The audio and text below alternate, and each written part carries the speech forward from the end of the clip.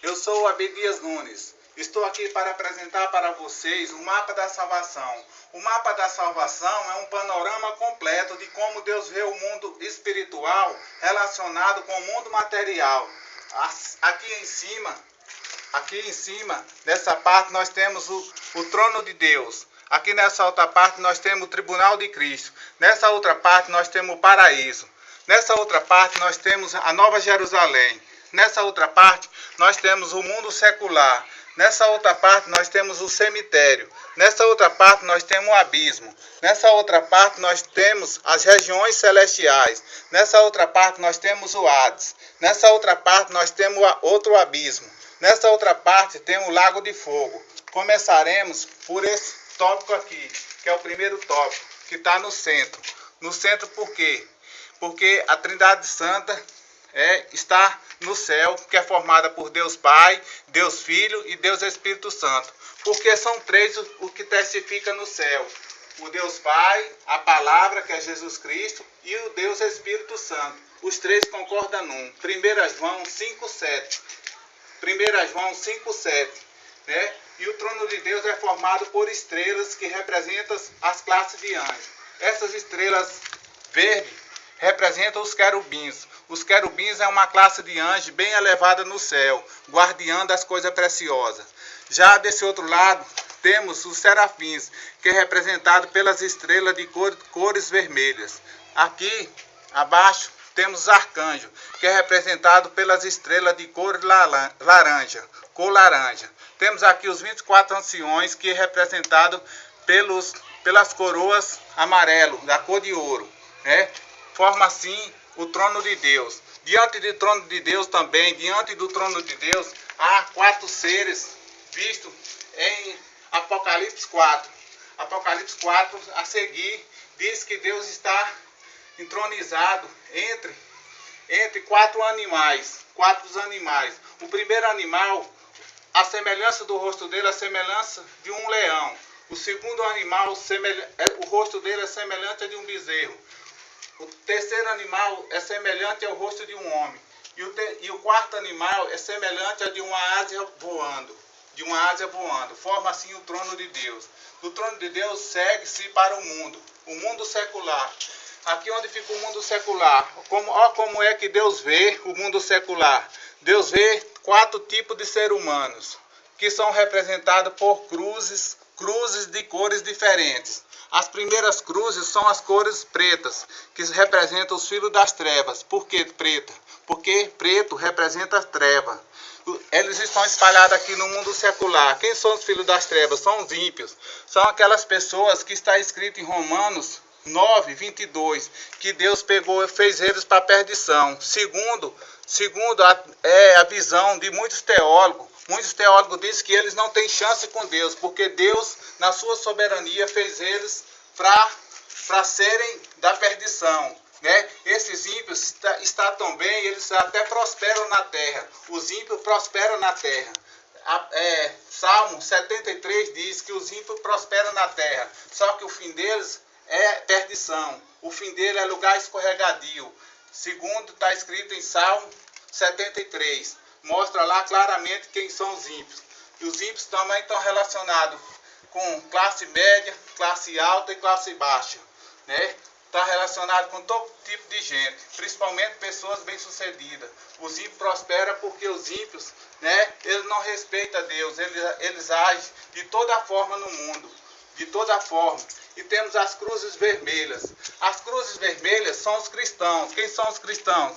Aqueles que nasceram de novo. Aqueles que nasceram de novo, que é uma nova criatura. Aqueles que dão o testemunho de Jesus Cristo, que professa Jesus. Então aqui no mundo secular está repleto de cruzes vermelhas, que representam os salvos. Representam os salvos. São aquelas pessoas que aceitaram Jesus e têm o Espírito Santo. O Espírito Santo na vida delas e produz fruto, né? E temos as cruzes verdes. As cruzes verdes estão espalhadas aqui no mundo secular. Quem são as cruzes verdes? As cruzes verdes são pessoas que Deus tem plano na vida delas. Vieram ao mundo para ser salvos. Eles estão espalhados no mundo secular. né? São pessoas que dão ouvido à voz de Deus, só que enquanto o evangelho não chega lá nelas, elas estão sofrendo nos hospitais, nas drogas, nas cadeias, em tudo quanto é festividade, malandragem do mundo. Eles estão envolvidos com coisas erradas, com pecado. Só que são pessoas que vão sair de lá. Isso inclui muitas pessoas, ladrões, bandidos perigosos, prostituta. Muitas pessoas são cruz verde. Por isso nós temos que pregar, porque nós não sabemos quem são esses escolhidos de Deus. Nós não sabemos quem são os escolhidos de Deus. Então tem que pregar para todo mundo. E Jesus disse que aquele que é de Deus ouviria a palavra dele. Ouviria a palavra dele. Então quando a pessoa ouve, já é um sinal que essa pessoa tem uma certa ligação com Deus, né?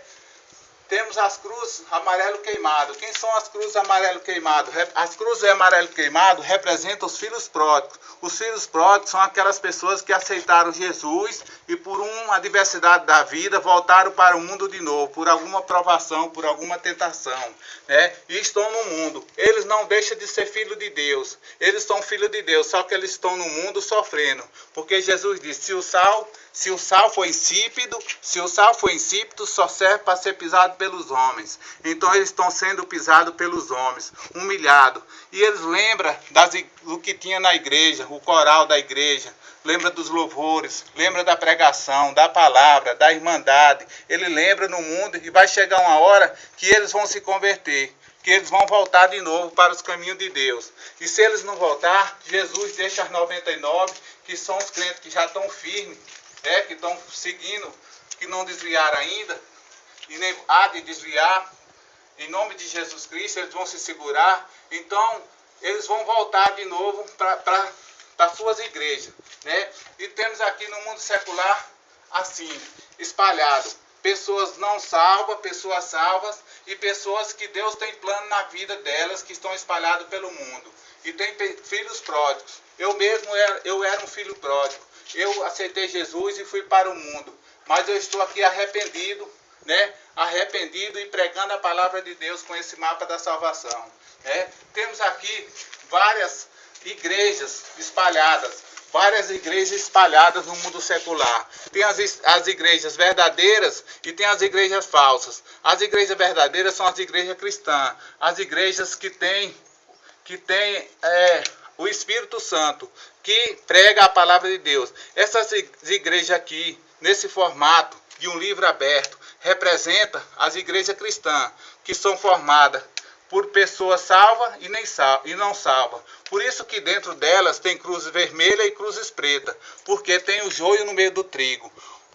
O trigo são as cruzes vermelhas, o joio são as cruzes de cor preta, estão dentro das igrejas, né? Vamos supor que aqui é a igreja batista, lá tem cruz vermelha, que representa os cristãos, e tem cruz preta, que representa os incrédulos, o joio que o diabo lançou dentro da igreja, né?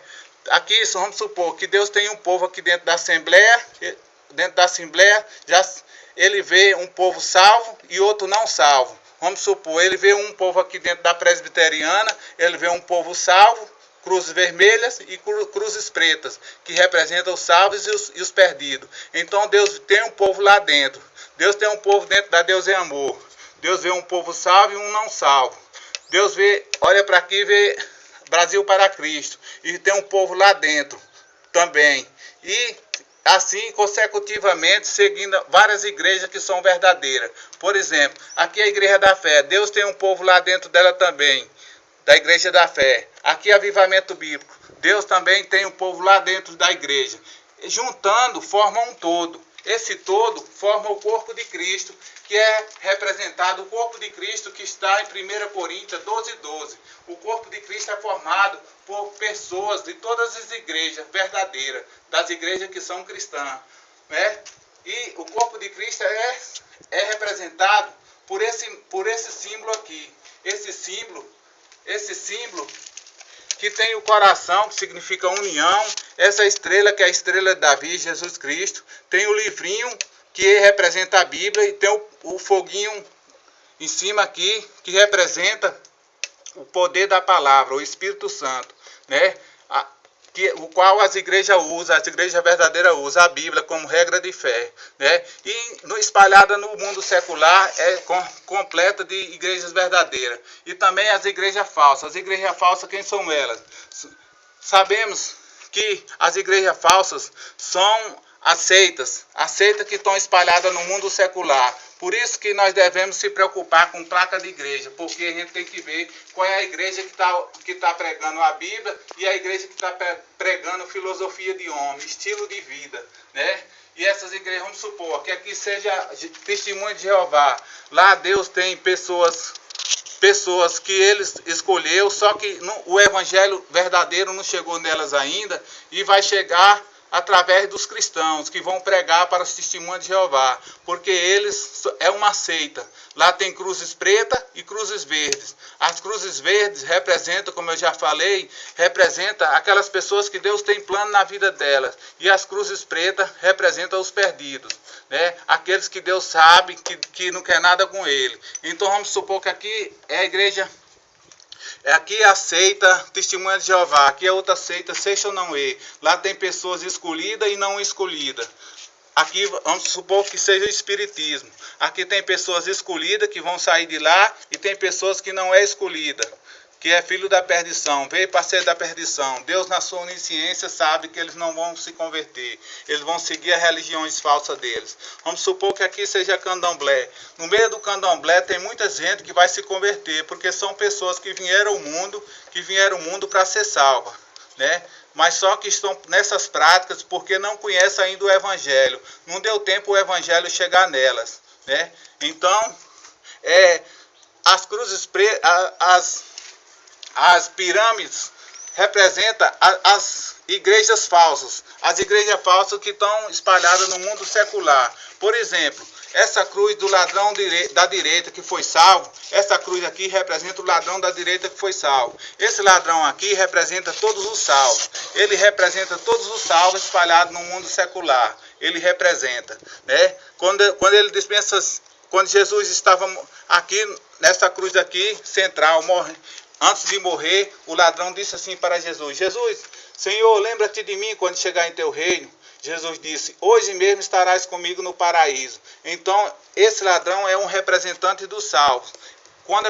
Preste bem atenção, quando ele disse: Senhor, lembra-te de mim quando chegar em teu reino, Jesus não disse: vai passar pelo purgatório. Jesus não disse: faça visita no 7º dia. Mas Jesus disse o quê? Hoje mesmo estarás comigo no paraíso. Então, uma pessoa quando morre em Cristo, hoje mesmo ela vai para o paraíso. E no paraíso eles estão lá num lugar de descanso, um êxtase, desfrutando de uma paz, já de vestes brancas, aguardando a volta de Cristo, né? Para ir para um lugar melhor.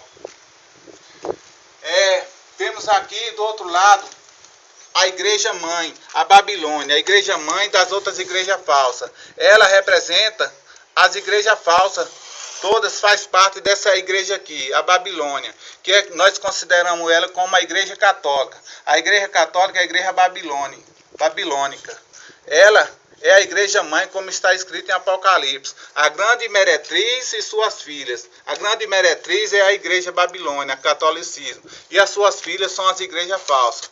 Pode ver que todas as igrejas, todas as religiões, né, faz ligação com essa igreja aqui, católica. Ela aceita tudo, inclusive as imagens de escultura dela está nos terreiros de macumba, né, no meio da macumbaria. Estão lá as imagens de escultura que eles usam, são as mesmas que os feiticeiros usam. Então ela é a igreja mãe das igrejas falsas, né?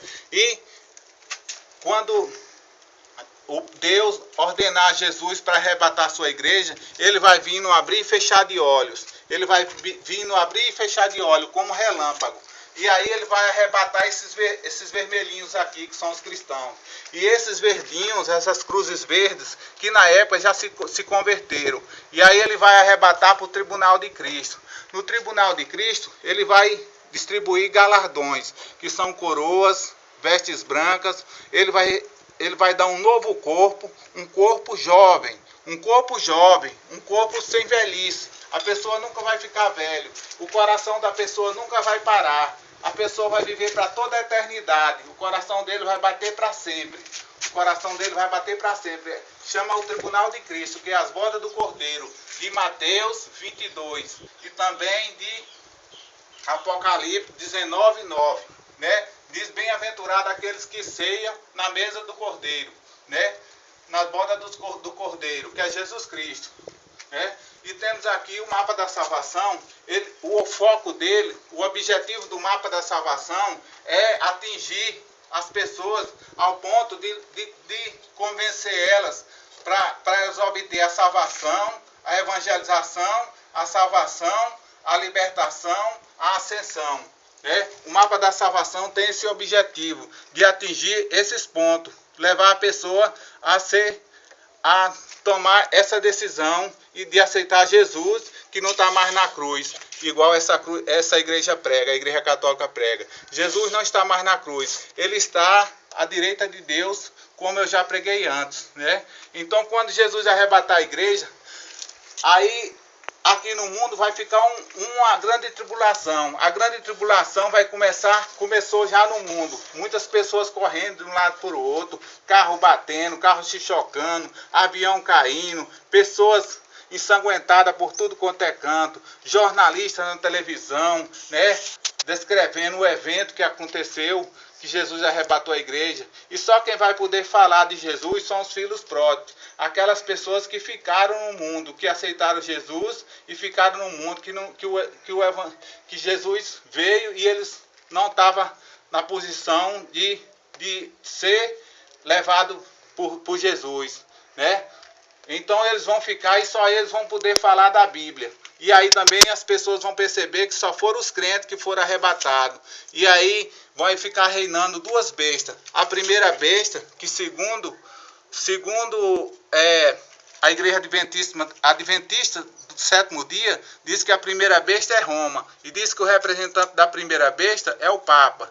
Tem a segunda besta, que é os Estados Unidos, segundo a visão deles. E o representante da segunda besta é o anticristo, vamos supor, se fosse hoje, seria o Obama. Se Jesus viesse nesses dias, seria o Obama. Né? E diz lá, em Apocalipse 13, que a primeira besta vai se aliar à segunda, vai autorizar a segunda, e a segunda vai forçar o povo, por meio de violência, né, matar as pessoas, quem não adorar a primeira besta. Ele vai forçar as pessoas a adorar a primeira besta, para se cumprir o que está em Apocalipse 13:9.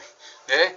Ele vai estabelecer um regime no mundo secular, que só vai poder comprar e vender, aqueles que aceitar o sinal da besta, que é o 666, 666. Esse número é o número de um homem.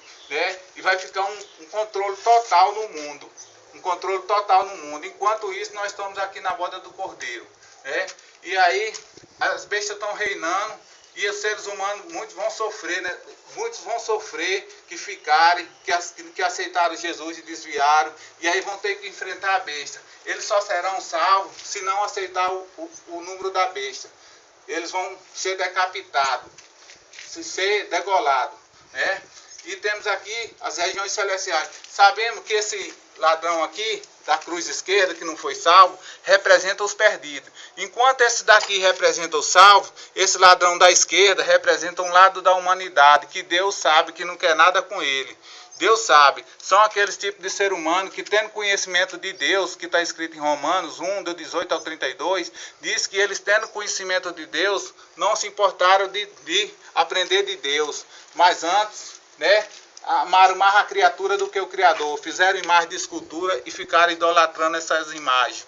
Por isso, esse ladrão da cruz esquerda representa os não salvos, as pessoas perdidas. Ele é o representante dessa igreja. E esse é o representante da igreja dos salvos. Né? Salvação, aqui é a porta estreita. Aqui é a porta estreita e aqui é a porta larga. A porta larga que Jesus falou que são muitos que entram por ela. Né? E temos aqui, ele que não foi salvo, eu acredito que Deus levou ele até a porta do céu para mostrar a ele o que ele tinha perdido. Né? Que ele tinha perdido, a glória que o ladrão tinha perdido. E uma pessoa, quando morre sem Cristo, que morre na incredulidade, eu acredito que Deus leva ele até a porta do céu. E aí mostra tudo lá no céu, e aí depois desce com ele, né? Ele morre, o corpo dele vem para aqui para o cemitério, antes de tudo, né? Está escrito em Eclesiastes 9:5, né? Que na sepultura eles não lembram de nada, mas no Hades eles lembram. O espírito dele veio para o Hades. O Hades, onde estava aquele rico de Lucas 16:19, o rico e o Lázaro, né? Que morreu o mendigo Lázaro e o rico. Morreram e vieram para o Hades. Dá a entender que quem está no Hades lembra de tudo que fizeram aqui no mundão. Eles lembram de tudo que eles aprontaram, dos roubos, das festanças, da matança de gente, de tudo bramura que eles fizeram, de todo quanto é pecado. Eles lembram aqui, porque aqui é um lugar de consciência. Eles estão conscientes que estão perdidos. E quem está aqui no Hades está no lugar de tormento, de fogo, né? Eles estão lá, como eu já ouvi uma visão que Deus arrebatou uns camaradas chamado Adão de Campo, irmão Adão de Campo, né? Ele disse que o inferno, ele viu o inferno, Jesus arrebatou ele e ele viu o céu e o inferno.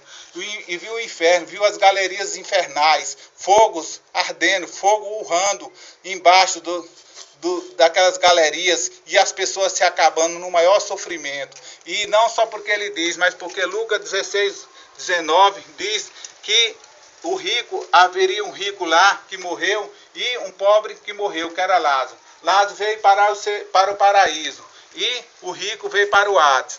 No Hades, ele lembrou lá dos irmãos que ele tinha aqui na terra, e ele pediu uma chance para Abraão. Abraão não pôde dar chance a ele porque haveria um abismo. O abismo está aqui, que separa o Hades do paraíso, separa o Hades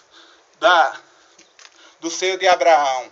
Então, quem está aqui no Hades, a dor maior deles é saber que eles não têm chance. E a segunda dor maior deles é saber que eles têm muitos parentes e amigos que eles sabem que vai para o Hades, que vai para o inferno. Aqui no inferno, eles estão aguardando um estado pior, que é o lago de fogo. Eles estão aguardando, depois do juízo final. E aí temos também as regiões celestiais. As regiões celestiais é formada por principados, potestades e príncipes das trevas.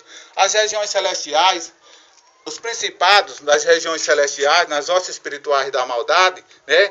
Os principados, vamos supor, são aqueles demônios que não estão na Bíblia, mas que estão nos terreiros de macumba, nos candomblé. As pessoas que vão lá vê claramente eles, né, falando por intermédio dos feiticeiros, das pessoas que praticam essa prática de crença, né? E eles são Tranca-Rua, Maria Padilha, Pombagira, Iemanjá, Sete Facada, Exu, os orixás, Caveira da Meia-Noite e tantos outros, Preto Velho, São Cosme e São Damião. São entidades que trabalham no mundo secular. Eles só podem atuar no mundo se achar um corpo. E tem muita gente endemoniada no mundo. Por isso o trabalho de muitas igrejas que está fazendo aí na televisão, muitas igrejas pregando libertação, é válido. Mesmo sendo essas igrejolas que não tem doutrina, que as pessoas aprendem o evangelho, levam o evangelho de todo jeito aí, mesmo elas estão valendo, porque Paulo falou que muitos pregavam por inveja e por porfia. Mas não importa como o evangelho seja pregado, o importante é que está sendo pregado, né? E as pessoas, eles têm os agentes dele na terra. Quem são os agentes dele na terra? Os seus adeptos.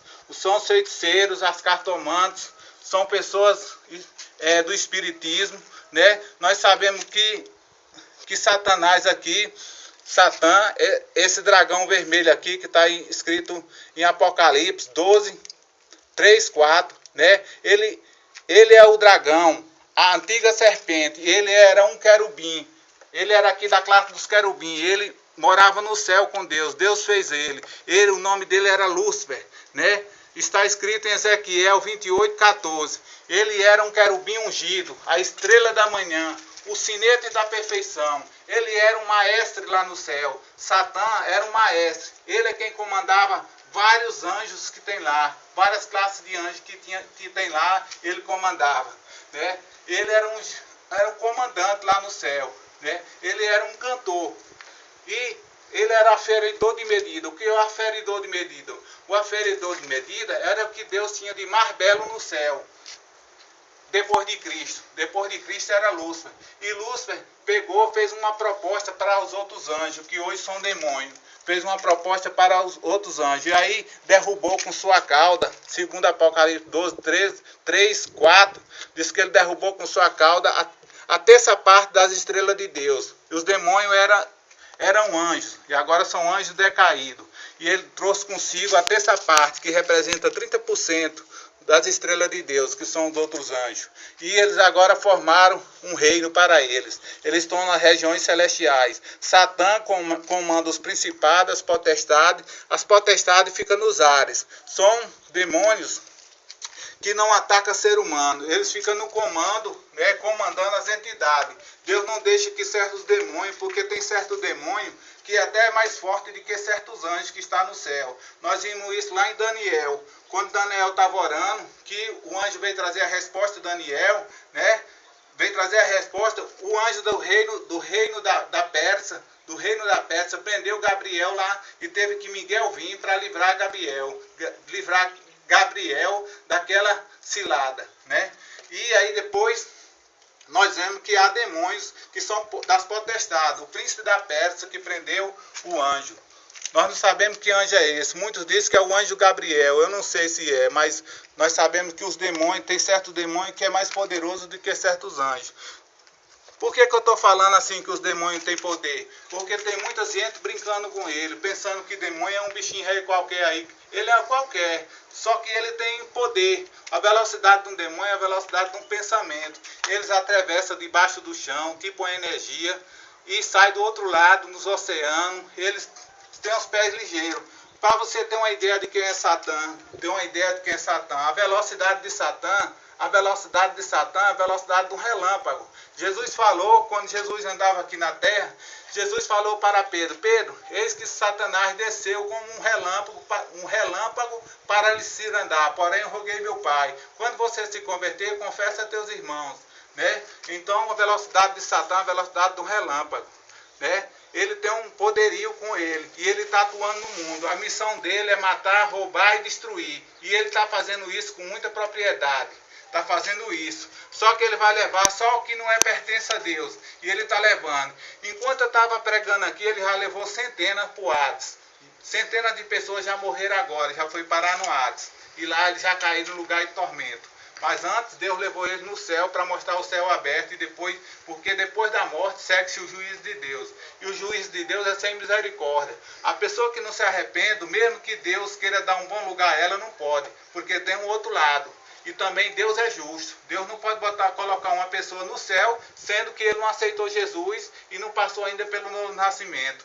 Por isso fica essa informação. Eu quero passar essa informação para as pessoas, porque a informação é que salva. O ladrão da direita aqui só foi salvo porque ele tinha uma informação de quem era Jesus. Ele chamou Jesus de Deus, chamou Jesus de rei e sabia que Jesus tinha um paraíso, tinha um reino. E Jesus disse, hoje mesmo estarás comigo no paraíso. Então ele está salvo, né? Sabemos que muitas pessoas criticam, porque muitas pessoas erram, e na última hora se converte e é salvo. Por isso que devemos ter essa informação real de como Deus vai salvar o ser humano, né? E aí, na grande tribulação aqui, depois da grande tribulação, Deus vai começar a derramar as pragas do Apocalipse. Vai começar a derramar as pragas do Apocalipse. E aí o mundo vai ficar de mal a pior. Depois, no meio do Apocalipse, o diabo, Satã, vai ser preso aqui nesse abismo. Ele vai ser preso, né, pelo um anjo. Um anjo só vai descer, o anjo de Apocalipse 21.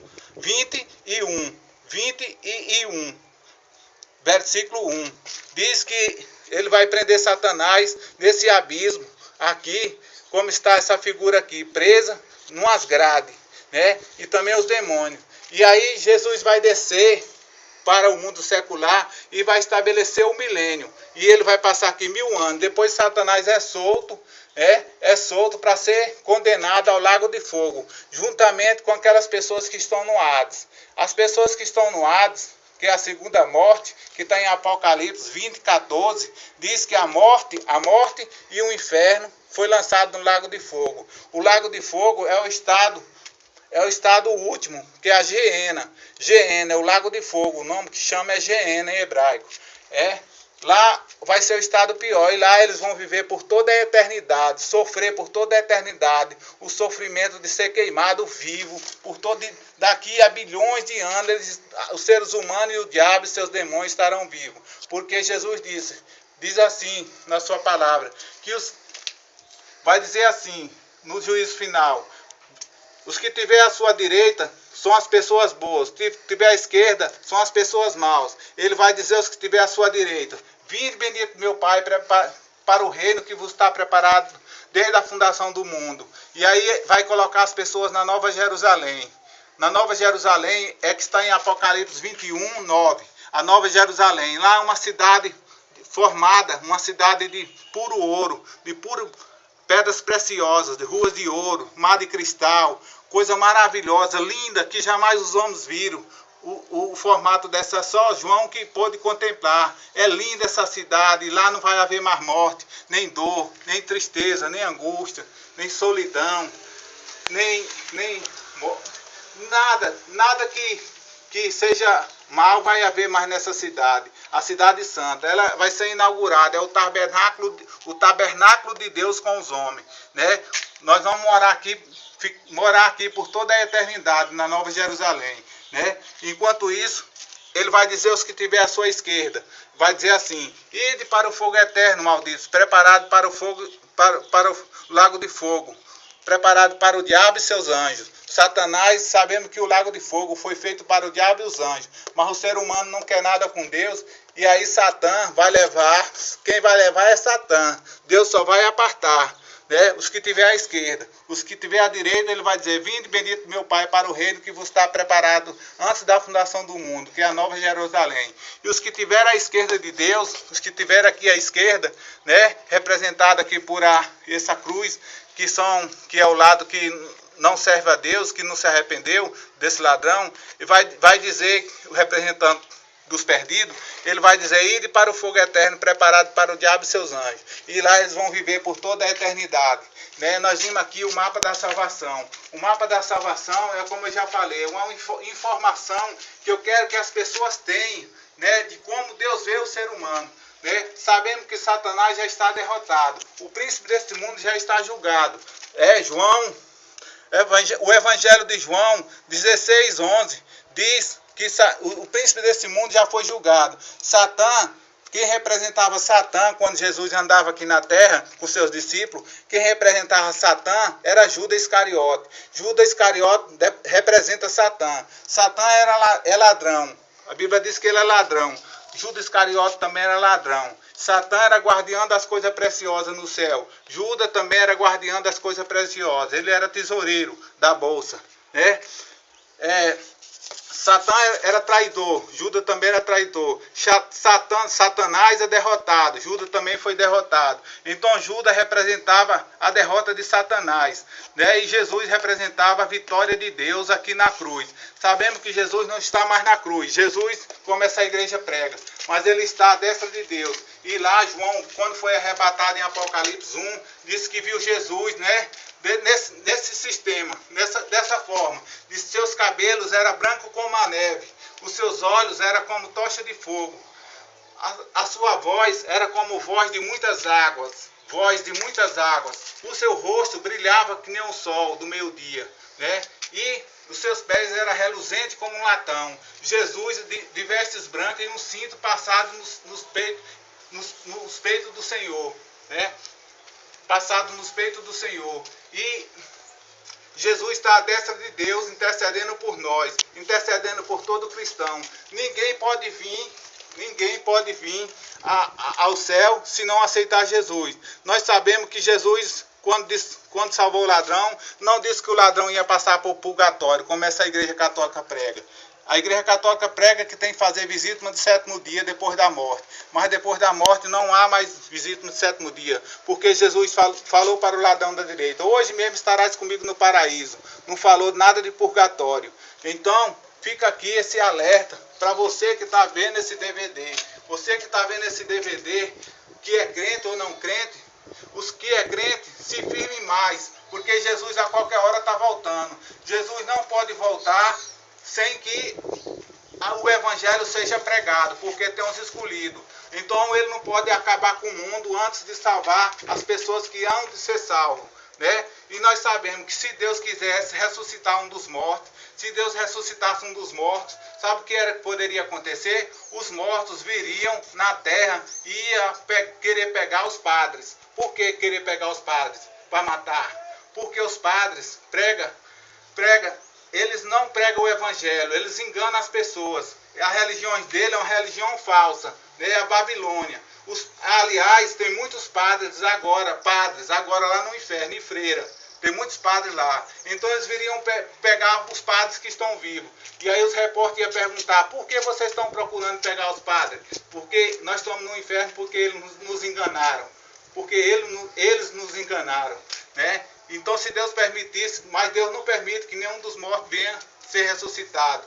E a tendência deles é ir para o inferno, os que estão seguindo, porque Deus vê a Igreja Católica como um teatro, como um circo.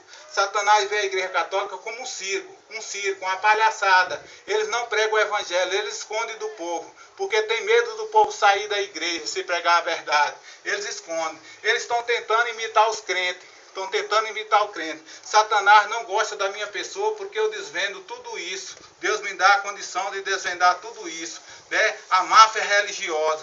Nós sabemos que o líder dele, o Papa, é o representante da besta, né? De Apocalipse 13. É o representante da besta. Então aqui fica esse alerta.